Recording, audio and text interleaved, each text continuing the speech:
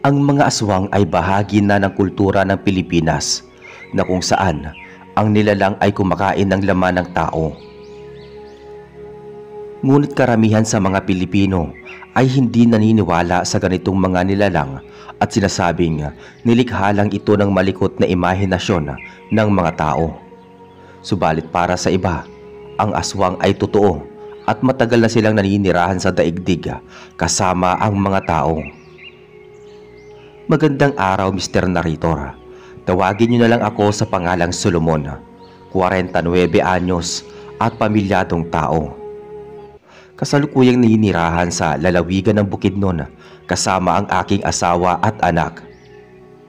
Tubong Samar ako, ngunit dito ako naninirahan sa Mindanao dahil taga rito ang aking napangasawa. Ang ibabahagi kong kwento ay walang kinalaman sa aking pagkatao o sa aking pamilya dahil ang aking itatampok na istorya ay hango sa talambuhay ng yumao kong lolo na si Lolo Ramon na isang malakas na antingero sa aming lugar sa Samar kung saan nagmula at lumaki ang aking mga magulang. Naikwento lang ito ng aking mga magulang ang tungkol sa naging karanasan ng aking Lolo Ramon sa mga nilalang na tinatawag na aswang ilang dekada na ang nakakalipas. Taong 1928 ay kilala sa aming lugar si Lolo Ramon bilang antingero. Nakahiligan na ni Lolo ang pag-aalaga ng mga mutya sa kanyang ama dahil isa rin itong antingero at dalubhasang nanggagamot. At panganay na anak itong si Lolo Ramon ng kanyang mga magulang, kaya ito ang nagmana ng kagalingan ng kanyang ama. Ngunit kahit na isang magaling na antingero ang ama ni Lolo, ay nasawi pa rin ito sa kamay ng mga nilalang na tinatawag na mga aswang nang minsang makaengkwentro nito ang mababagsik at malalakas na aswang nang minsang tumungo ito sa isang pinakaliblib na baryo para makipista kasama ang kaibigan nitong si Mang Natoy. Araw ng kapistahan sa kabilang ibayo ay pinaunlakan ang ama ni Lolo Ramon at si Mang Natoy ng isa nilang kaibigan na kilala nila dahil suki ito ni Mang Natoy sa mga ibinibenta nitong mga native na baboy. At dahil bumili ng isang buong buhay na baboy ang bago nilang kaibigan na ihahanda nito sa araw ng kapistahan, ay inihatid ng ama ni Lolo Ramon at ni Mang Natoy ang buhay na native na baboy sa kabilang ibayo. Diretso na rin sila sa makikipiesta dahil inanyayahan sila ng bago nilang kaibigan. Subalit sa kasamaang palad ay magdadalawang araw na ay hindi pa rin nakakauwi ang ama ni Lolo Ramon at ang kaibigan nitong si Mang Natoy. Hanggang sa isang araw ay isang masamang balita ang sumalubong sa pamilya ni Lolo Ramon. Marisimang! Malakas na tawag noon ni Mang Natoy sa pangalan ng ina ni Lolo Ramon habang malalim ang paghinga nito. O paring Natoy, ikaw pala. Asan ang asawa ko? Bakit hindi mo siya kasama? Usisang tanong ng ina ni Lolo Ramon habang si Lolo naman ay nasa likuran ng kanyang ina at naghihintay sa sasabihin ni Mang Natoy. Batid na rin nila na masama ang ihahatid nitong balita dahil sa ekspresyon ng mukha nito. Nagulantang na lang ang ina ni Lolo Ramon nang sabihin ni Mang Natoy na patay na ang kanyang asawa. Habang si Lolo Ramon naman ay nakakuyom ang kamao at nakikiskisan ang mga bagang sa masamang balita na inilahad ni Mang Natoy. Sinabi ni Mang Natoy na pinaslang ng mga aswang ang ama ni Lolo Ramon dahil pinagkukutahan pala ng mga aswang ang napuntahan nila sa kabilang ibayo. Nagtaka naman si Lolo Ramon kung bakit tanging ang ama niya lang ang namatay at hindi napaslang si Manong Natoy. Mang Natoy, paano ka nakaligtas sa kami ng mga aswang? Kung pinagkukutahan nga ng mga aswang ang napuntahan ninyong baryo, bakit si Itay lang ang namatay? Usisang tanong noon ni Lolo Ramon sa kaibigan ng kanyang ama. Ramon, ganito kasi yun eh. Biniwis ng iyong ama ang kanyang sariling buhay para makaligtas ako. Nilabanan niya ang mga aswang gamit ang kanyang lakas. Kahit na nagtatangan na ang ama mo ng agimat, ay natalo pa rin siya ng mga aswang dahil napakarami nila. Patawad Ramon kung hindi ko nagawang tulungan ng iyong ama dahil natakot ako ng mga sandaling yun. Pagpapaliwanag na sagot ni Mang Natoy noon sa tanong ni Lolo Ramon. Humagulgol naman ng iyak ang ina ni Lolo Ramon dahil sa pagkamatay ng kanyang asawa. Batid ni Lolo Ramon na tila nagsisinungaling sa kanya si Mang Natoy dahil hindi ito makatingin ng diretso habang kinakausap ito ng aking lolo. Matapos iparating ni Mang Natoy ang masamang balita ay nagpaalam na itong umalis para umuwi sa kanilang tahanan dahil napagod daw ito sa ilang oras na kakatakbo, makalabas lang sa pinagkukutaan ng mga aswang. Dahil sa pagkamatay ng haligi ng tahanan ay tila nagiba ang matibay na pundasyon sa pamilya ni Lolo Ramon. Labis na naaapektuhan ang ilaw ng tahanan sa pagkamatay ng ama ng aking lolo. Dahil sa pagkasawi ng ama ng aking lolo ay malaking epekto ito sa kanilang pangkabuhayan, lalo na't ito ang tumataguyod sa kanila. Si Lolo Ramon na rin ang nag-asikaso sa mga gawaing bahay tulad ng paglilinis at pagluluto dahil palaging nagmumukmok at umiiyak ang kanyang butihing ina dahil sa pagkamatay ng asawa nito.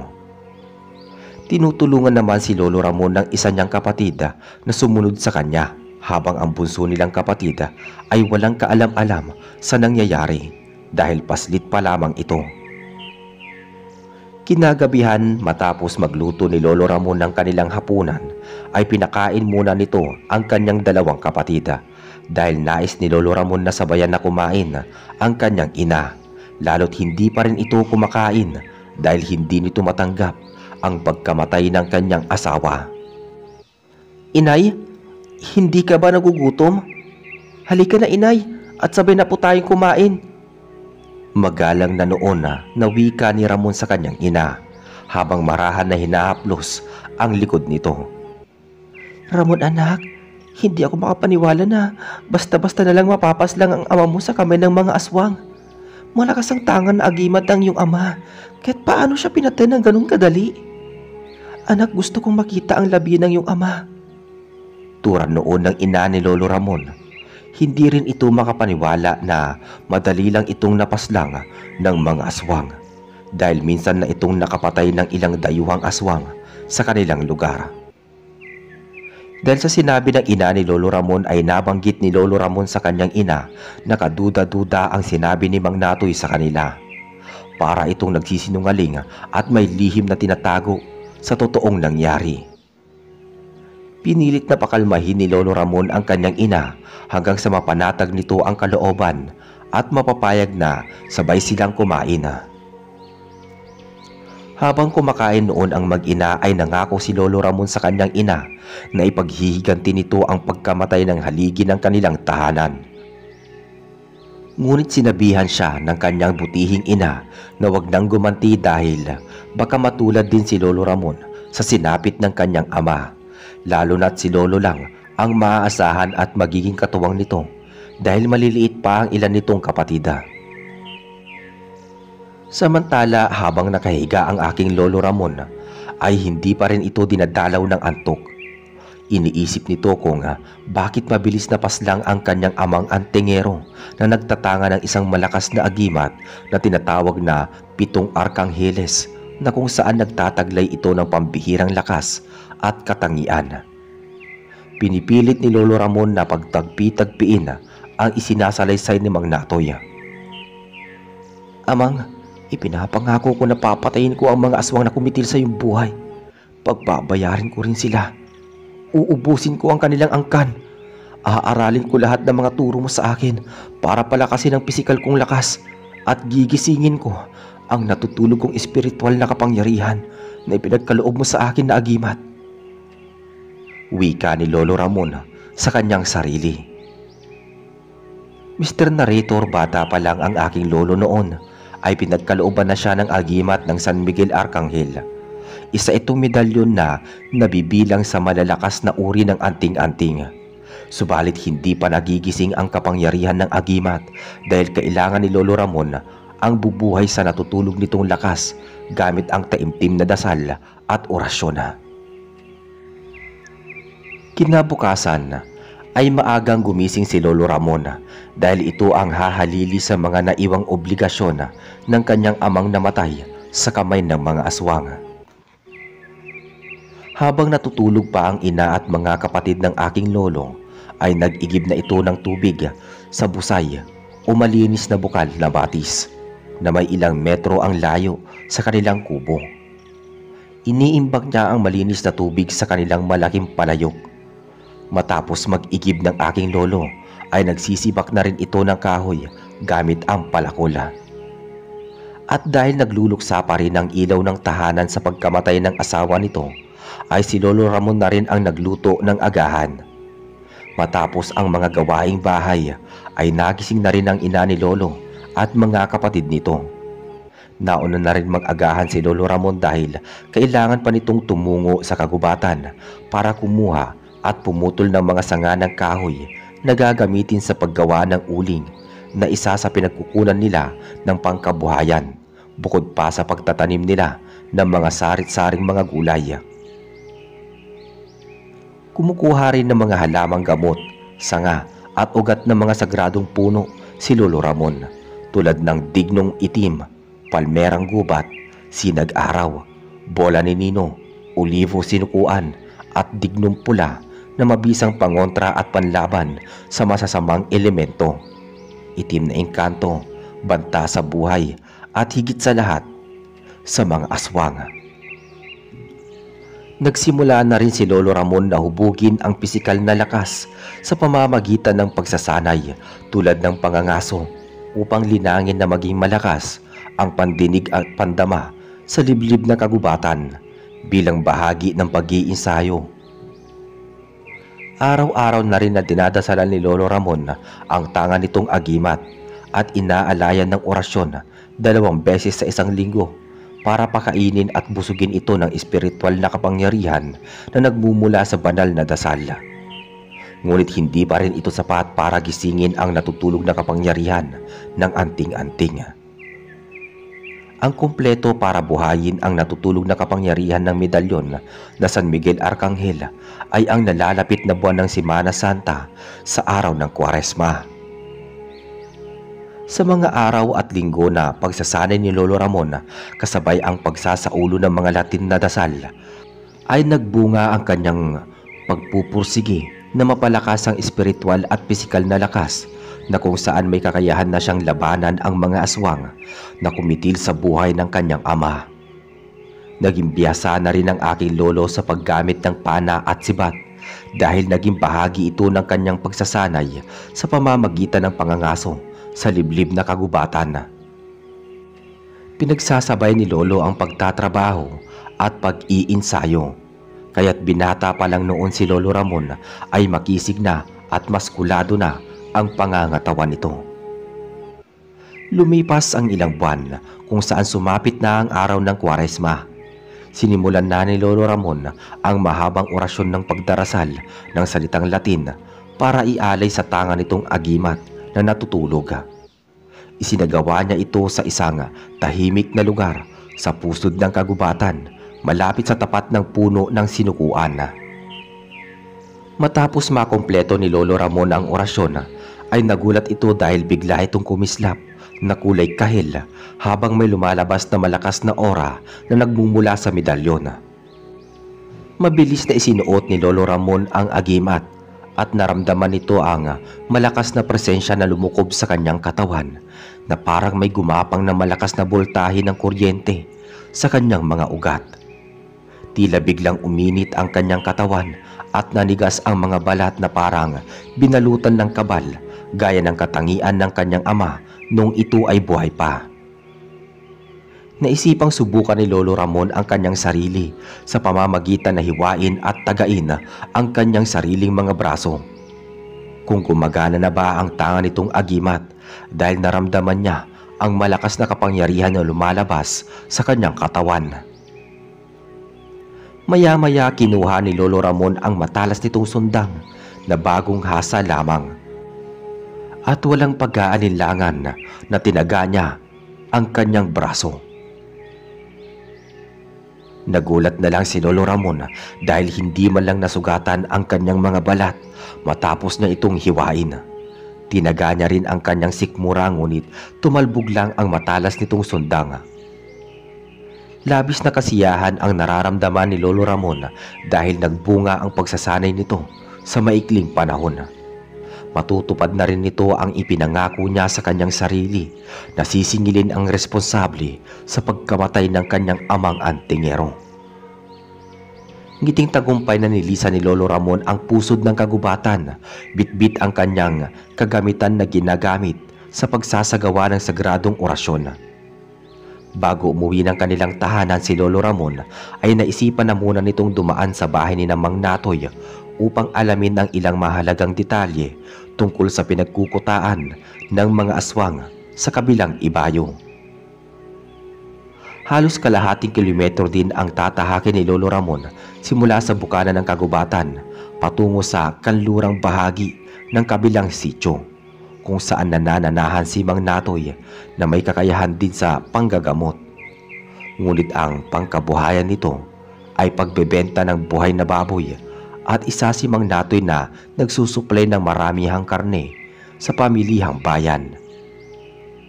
Nag-iisa lang ito sa tinitirhan nitong bahay dahil nasa kabilang baryo naninirahan ang kamag-anakan nito. Nang makarating si Lolo Ramon sa bahay ni Mang Natoy ay nakasarado ang pintuan at bintana nito na halatang walang tao.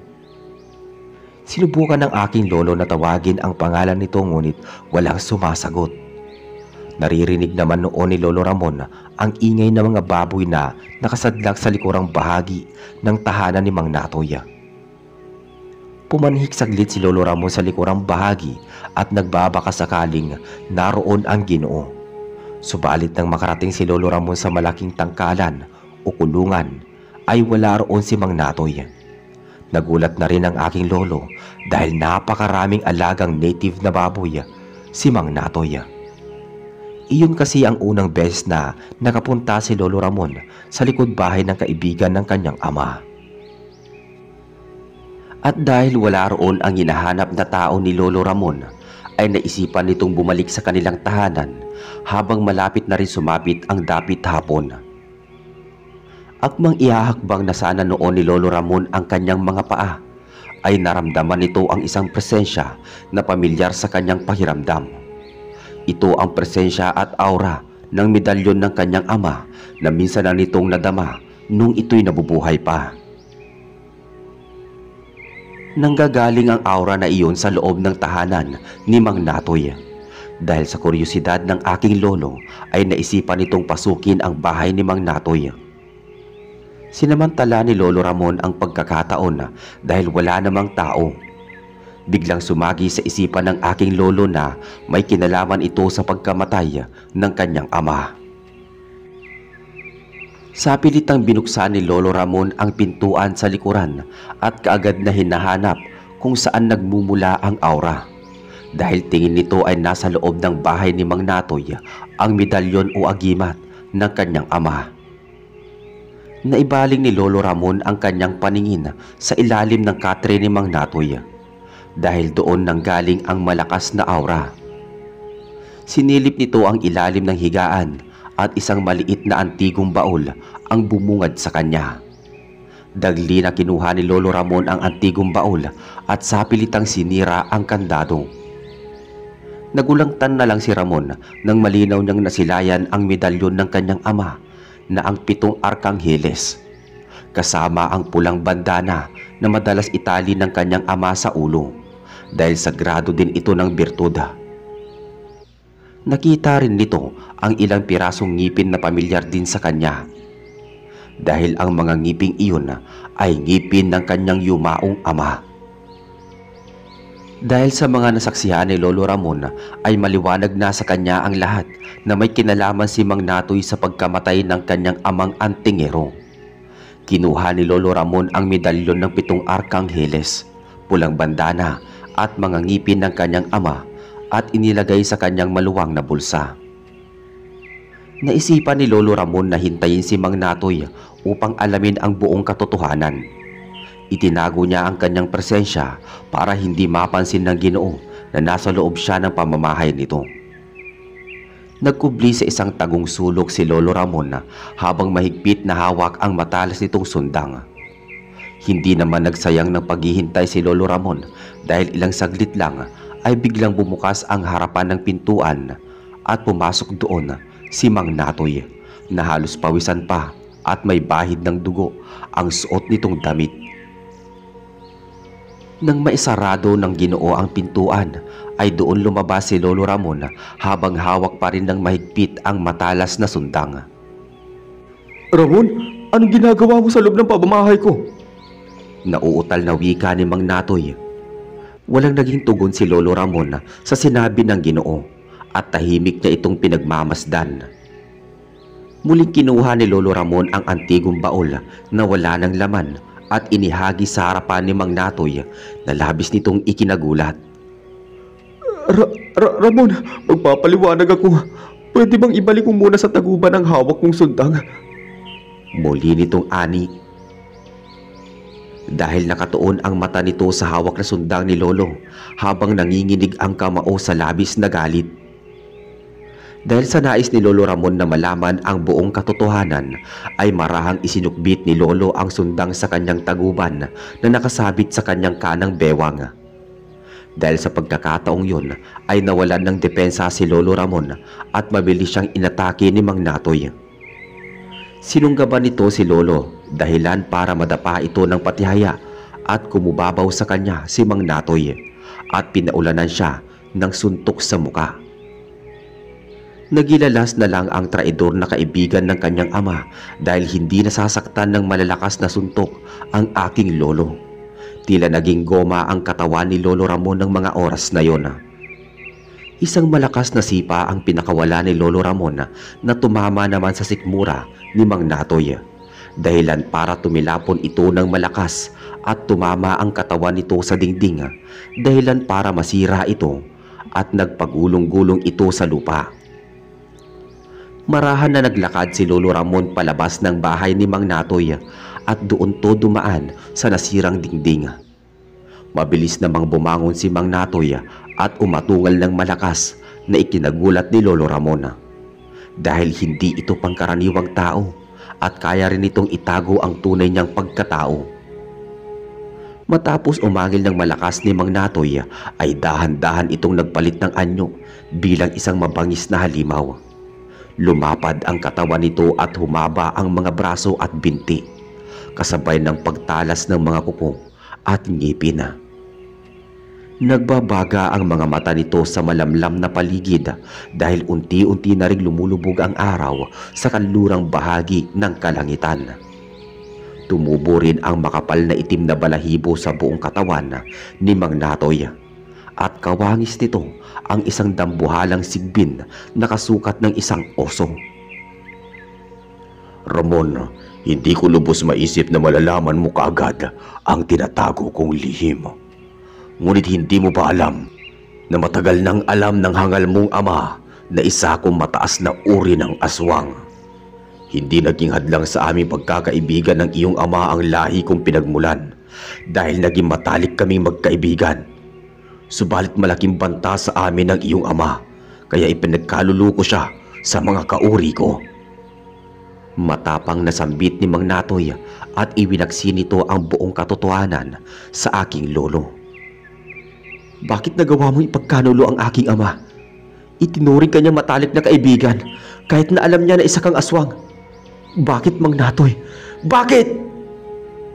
Nanggagalaiting tanong ni Lolo Ramon sa mabangis na nilalang. Tulad ng sinabi ko, Ramon, malaking banta sa amin ang iyong ama. Ngayon nararamdaman ko ang malakas na aura na nagmumula sa tinatangan mong agimat. Hindi ko lubos akalain na magigising mo ito. Hayaan mo, Ramon. Isusunod kita sa hangal mong ama dahil isa ka na ring banta sa amin. Wikang sagot naman ni Mang Natoy sa tanong ni Lolo Ramon habang ito'y nasa malahalimaw na boses. Matapos ang masidhi nilang pag-uusap ay nagsimula ng kumilos ang mabangis na halimaw. Napakaliksi nitong kumilos at maihahanay si Mang Natoy sa mga malalakas na uri ng aswang. Habang nagpapaikot-ikot ang mabagsik na aswang at nililinlang si Lolo Ramon na nagbabadyang atakihin, ay nananatiling kalmado ang aking lolo dahil pinakiramdaman nito ang kilos ng mabangis na nilalang na parang isang pusang gubat kung kumilos. Nang makahanap noon ng magandang pagkakataon ang mabangis na nilalang na inaakalang malilinlang nito si Lolo Ramon, ay nagkamali ito ng hinala. Dahil nang haharibasin na nito si Lolo ng matalas niyang kuko, sa bahaging likuran ay mabilis itong naiwasan ni Lolo Ramon dahil malakas ang kanyang pakiramdam. Mabilis na hinugot ni Lolo Ramon ang kanyang sundang at walang habas na tinaga sa kaliwang balikat si Mang Natoy na nasa estado ng pagkahalimaw. Pumulandit ang masagana nitong dugo sa sugat at tumilansik sa lupa. Kahit na may natamong sugat ang mabalasik na nilalang, ay hindi nito ininda ang sakit at muling sinalakay si Lolo Ramon. Tulad ng una nitong atake ay nabigo itong patamaan si Lolo ng matalas niyang kuko. Muli siyang tinaga ni Lolo Ramon sa hita dahilan para mabawasan ang liksi nito. Halos hindi makapaniwala si Mang Natoy sa pambihirang lakas ni Lolo Ramon at nag-uumapaw ang aura nito kung ikukumpara sa taglay na espiritual na kapangyarihan ng kanyang ama. Dahil napuruhan ang hita ni Mang Natoy, ay bumagal itong kumilos at sinamantala ni Lolo Ramon ang pagkakataon. Maliksing kumilos si Lolo Ramon at walang habas na pinagtatataga ang mabangis na halimaw sa iba't ibang parte ng bahagi ng kanyang katawan, dahilan para manghina ito at humandusay sa lupa. Halos hindi mabilang ang natamong sugat nito at naliligo na rin sa sarili nitong dugo. Ngayon, Mang Natoy, ay pagbabayaran mo ang pagkalulumo sa aking ama sa iyong mga kalahi. Papatayin kita at pupugutan ang ulo. Matapang na wika ni Lolo Ramon sa kanyang katunggali. Ramon, patawarin mo ko. Ipinagkanulo ko ang iyong ama. Ngunit hindi ako ganoon kasama dahil may pinagsamahan naman kami ng iyong ama bago mo kunin ang buhay ko. Nais ko lang sabihin sa iyo na hindi kinain ng mga kauri ko ang iyong ama. Matapos nilang pagtulungang paslangin ang iyong ama, ay nakiusap ako sa kanila na kukunin ko ang kanyang bangkay. Ramon, inilibing ko ang katawan ng ama mo sa isang tagong lugar na sakop ng pinagkukutaan ng mga kalahi ko. Kinuha ko ang kanyang medalyon, bandana at ilang ngipin upang itago para gamitin pampalakas ko. Ngunit hindi ito naging mabisa sa akin, kaya tinago ko na lang. Pagpapaliwanag muli ni Mang Natoy habang nagdidiliryo. Akmang magsasalita pa sana si Mang Natoy ay walang habas na tinabas nito ang leeg ng halimaw, dahilan para tumilapon ang ulo nito sa lupa at sumirit ang masaganang dugo. Matapos paslangin ni Lolo Ramon si Mang Natoy, ay inilibing nito ang katawan sa lupa, habang ang ulo na may isinilid ni Lolo sa isang maliit na sako na nasa estado pa rin ito ng pagkalimaw. Muling bumalik noon si Lolo Ramon sa kanilang tahanan, bitbit ang pugot na ulo at ipinakita ito sa kanyang ina at sinabi na si Mang Natoy ang responsable sa pagkamatay ng kanyang ama. Hindi na rin nagulat ang ina ni Lolo Ramon na nasaan yung halimaw ang pugot na ulo ni Mang Natoy dahil ilang beses na rin itong nakakita ng mga aswang. Nabanggit rin ni Lolo Ramon sa kanyang inang si Simang na hindi kinain ang katawan ng kanyang ama ng mga aswang at nakalibing ito sa teritoryo ng mga aswang sa kabilang baryo. Nagpaalam na rin si Lolo Ramon na aalis ito bago magbukang liwayway upang tumungo sa kabilang ibayo upang kunin ang labi ng kanyang ama at singilin ang mga aswang na kumitil sa buhay ng kanyang amang antingero. Mr. Narrator, sabi noon ng aking mga magulang, ay pinigilan daw si Lolo Ramon ng kanyang ina dahil mapanganib na tumungo ito sa kabilang ibayo dahil hindi lang iisang aswang ang kanyang magkakalaban, bagkus napakaraming mga aswang. Ngunit buo na ang pasya ni Lolo Ramon at handa na siyang labanan at puksain ang mga kalaban. Kinabukasan, bago pa man umahon ang araw sa kalangitan, ay inihanda na ni Lolo Ramon ang kanyang mga dadalihing sandata, tulad ng sundana na ginamit niya sa pagpaslang sa buhay ni Mang Natoy. Sibat na yari sa isang bahi ng kawayan na may pinatulis na kahoy ng sinukuan sa dulo at isang punyal na dating pagmamay-ari ng kanyang ama. Dinala din ni Lolo Ramon ang pugot na ulo ni Mang Natoy na nakasilid sa maliit na sako. Bago lisanin ni Lolo Ramon noon ang kanilang tahanan na kung saan natutulog pa ang kanyang nanay at dalawa nitong kapatid, ay inilagay ni Lolo Ramon ang medalyon at bulang bandana sa tabi ng higaan ng kanyang ina. Madilim pa ang paligid ng tahakin ni Lolo Ramon ang masukal na daan patungo sa kabilang ibayo sa isang liblib na baryo na sakop pa ng Samar. Halos ilang oras din ang kanyang nilakbay bago marating ang bukana na pinagkukutaan ng mga aswang. Bago niya pasukin ang lungga ng mga aswang, ay hinanap muna ni Lolo Ramon ang labi ng kanyang ama kung saan ito inilibing ni Mang Natoy ayon na rin sa sinabi nito bago niya ito pinaslang. Nilibot ni Lolo Ramon ang bawat sulok sa silangan na bahagi ng kakahuyan. Sa kanyang pagpupursige na mahanap ang himlayan ng kanyang ama, ay malaya niya itong nahanap sa tabi ng isang malaking puno ng pilapil na kung saan napapatungan ito ng ilang pirasong bato. Hindi na nagsayang pa ng oras si Lolo Ramon at mabilis na hinukay ang libingan ng kanyang ama. Mabuti na lang at hindi masyadong malalim ang pinaglibingan kaya't hindi siya nahirapan na hukayin ito. Napaiyak na lang si Lolo Ramon nang bumungad sa kanya ang sariwang buto ng kanyang ama na halos may natitira pang kaunting bulok na laman na nakadikit sa sariwang mga buto. Umalingasaw din ang masangsang na amoy habang nagsisitalsikan ang maliliit na mga uod. Hindi naman noon nakaramdam ng pandidiri si Lolo Ramon dahil kinuha nito ang sariwang kalansay ng kanyang ama at isinilid sa baon nitong malaking sako na pinaglagyan niya ng uling.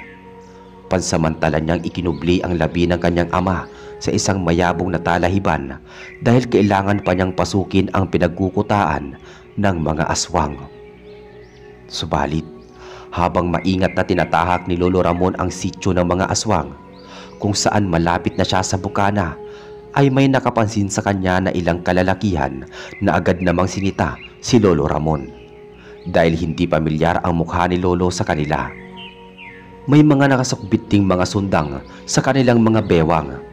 At para malaman ni Lolo na may kinalaman sila sa pagkamatay ng kanyang ama, ay marahan nitong kinuha sa maliit na sako ang pugot na ulo ni Mang Natoy at ipinakita sa ilang kalalakihan na labis nilang ikinagulat. Napabulalas ang ilang kalalakihan dahil nakilatis nila ang pugot na ulo ng halimaw at nabigkas pa nga ng isang lalaki ang pangalan ni Mang Natoy. At kumpirmado, kabilang sila sa pumaslang sa ama ni Lolo Ramon.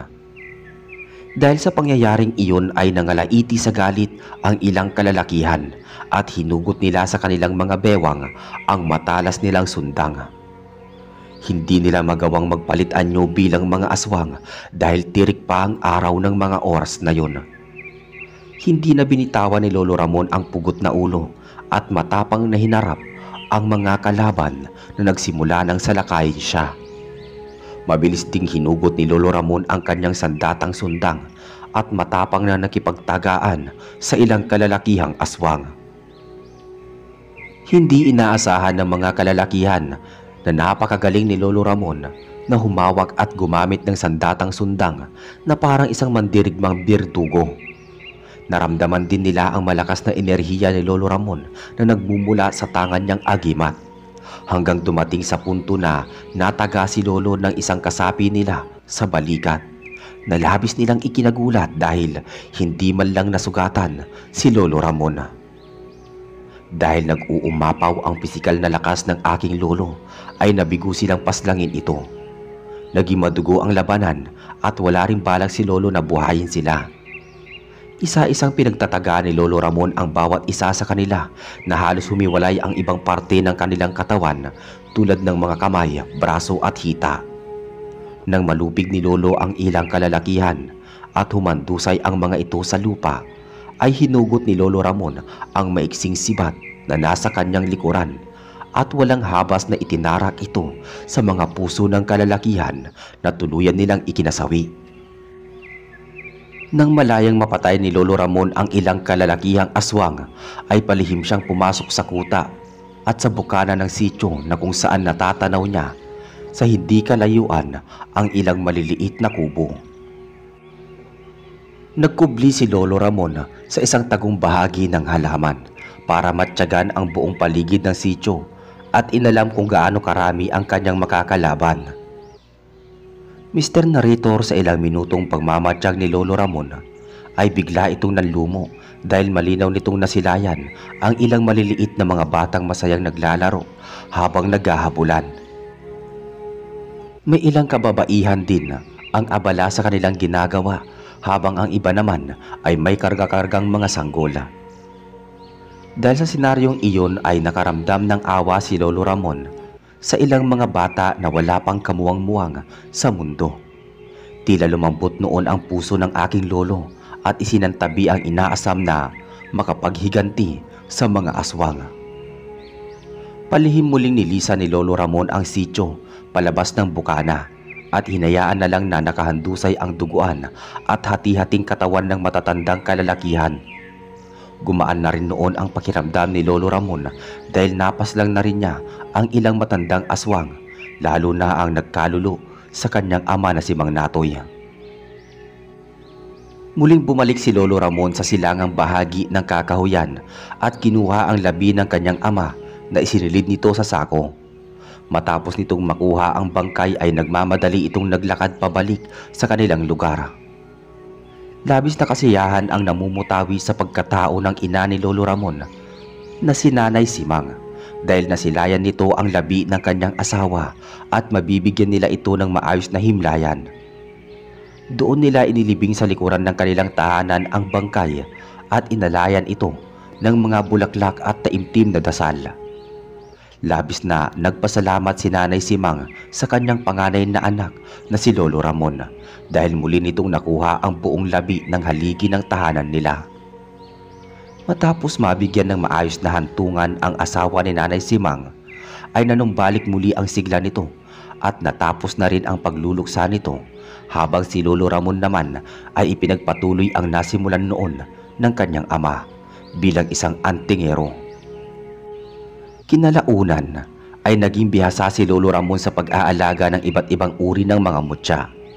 Naging isang malakas na antingero si Lolo Ramon sa kanilang lugar sa Samar at kinatatakutan siya ng mga aswang. Lahat ng mga dayuhang aswang na napapadpad sa kanilang lugar ay hindi pinapalampas ni Lolo Ramon. Lumipas ang ilang taon ay nakilala ni Lolo ang anak ng isang dalubhasang manggagamot sa kanilang lugar, na kung saan ang dalagang ito ang bumihag sa puso ng aking lolo at ito na nga ang aking lola Nelia. Nagbunga ang kanilang pagmamahalan at iyon ang aking ama. Mr. Narrator, marami pang naikwento sa akin sina ama at ina tungkol sa talambuhay ng aking magiting na lolo. Hindi ko may sasalaysay pa ang ilang kaganapan dahil limot ko na rin ang ibang detalye. Ipinamana din ni Lolo Ramon ang tangan nitong agimat sa aking ama bago ito nalagutan ng hininga sa labis na katandaan. Gayon din ang aking lola Nelia. Ang ibang mga agimat at mutya naman ay ipinamana ni Lolo Ramon sa ilang mga kapatid ng aking ama. Hanggang dito na lamang po ang aking kwento at sana'y naibigan po ninyo ito. Lubos na gumagalang at nagpapasalamat ang inyong masugid na taga-subaybay, Solomon.